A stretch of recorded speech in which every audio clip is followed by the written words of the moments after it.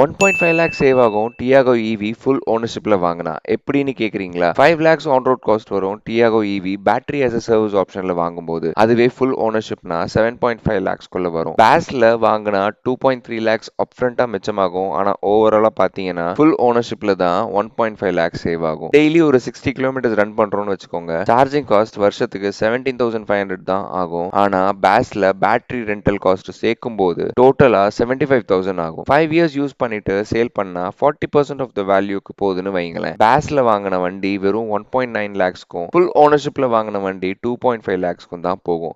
கூட்டி கழிச்சு பார்த்தா ஃபுல் ஓனர்ஷிப்ல தான் 1.5 லேக்ஸ் சேவ் பண்ண முடியும். இங்க தான் ட்விஸ்டே. சப்போஸ் நீங்க பேஸ்ல சேவ் பண்ற 2.3 லேக்ஸை ப்ராப்பரா இன்வெஸ்ட் பண்ணீங்கன்னு வைங்களேன், பேஸ்ல வாங்குறது தான் பெஸ்ட்.